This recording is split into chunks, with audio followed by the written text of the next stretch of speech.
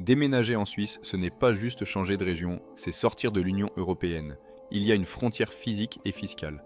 Aujourd'hui, je vais vous donner la checklist ultime pour passer cette étape sans stress. On va parler logement, douane, voiture et permis.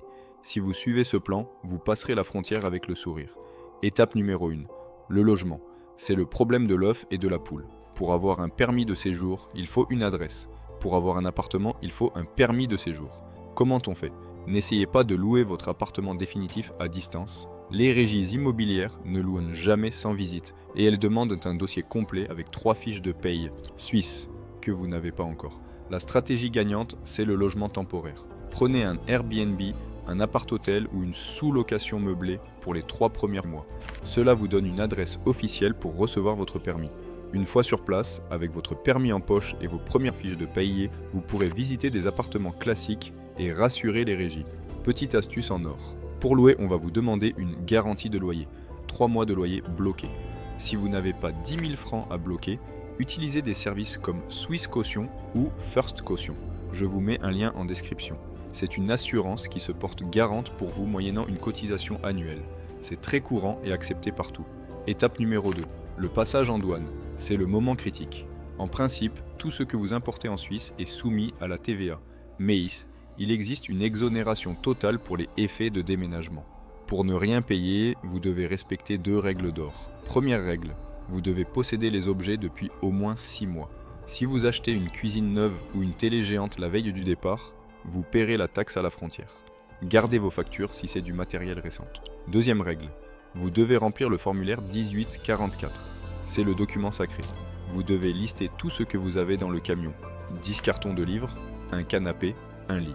Pas besoin de tout détailler à la petite cuillère, mais soyez précis sur les gros objets. Attention au timing.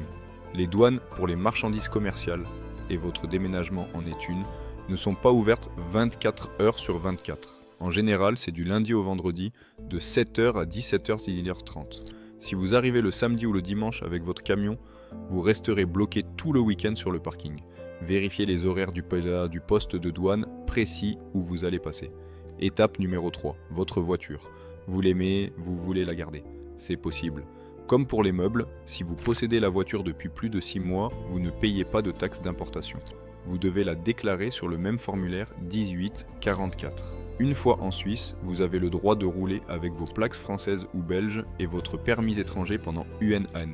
C'est une tolérance. Mais attention, le compte à rebours est lancé. Avant la fin de cette année, vous devrez passer l'expertise technique qui est le contrôle technique suisse, changer vos plaques pour des plaques suisses et échanger votre permis de conduire contre un permis suisse. Si vous dépassez les 1 an d'un seul jour, vous roulez sans permis valable. En cas d'accident, c'est la catastrophe. Mon conseil, faites-le dès le 3e mois, débarrassez-vous de ça.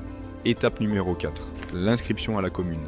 Vous avez passé la douane, vous avez déchargé les cartons, bravo. Maintenant, vous avez 14 jours. C'est le délai légal pour aller vous présenter physiquement à l'office de la population de votre commune ou au contrôle des habitants. C'est cette démarche qui déclenche tout. Vous apportez votre contrat de travail, votre bail, votre passeport et vous payez les frais d'inscription. C'est à ce moment-là que vous faites la demande officielle de votre permis B, résident, ou permis L, courte durée. Quelques semaines plus tard, vous recevrez une invitation pour aller faire capturer vos données biométriques, photos et empreintes, et vous recevrez votre carte par la poste. Étape numéro 5, assurance et banque. On en a déjà parlé dans d'autres vidéos, mais c'est vital.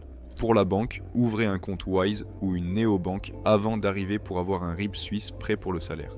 Pour l'assurance maladie, vous avez 3 mois pour vous affilier, mais vous paierez depuis le jour de votre arrivée. Ne tardez pas. Dès que vous avez votre adresse, utilisez le comparateur qui est dans la description pour avoir les meilleurs prix et souscrivez. N'oubliez pas l'assurance RC Ménage, responsabilité civile. Elle est quasi obligatoire pour louer un appartement. Si vous mettez le feu à la cuisine, c'est elle qui paye. Voilà, vous savez tout. 1. Logement temporaire pour avoir une adresse. 2. Formulaire 1844 et inventaire pour la douane. 3.